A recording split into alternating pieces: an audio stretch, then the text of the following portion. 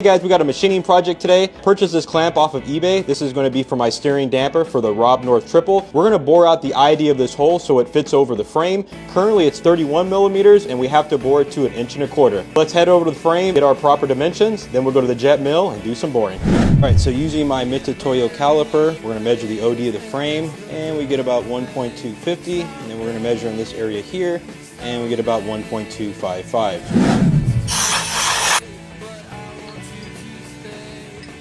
To mount the clamp, we're going to use this aluminum square stock. We're going to drill 2 holes right next to each other and use a 1/4 inch bolt. That way we can clamp it and then start the boring process. The hole's not perfectly round. As long as we have a couple of the points the same all the way through, that should be good enough to bore it.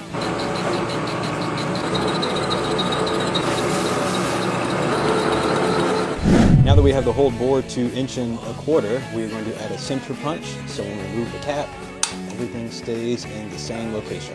Now we're going to give it a quick deburr and get rid of all the sharp edges. Alright, so what we're going to do now is actually check to make sure that the clamp fits the frame. Alright, so we got the clamp in place and we still have to do some adjustments, but as you can see, it's going to be fully functional.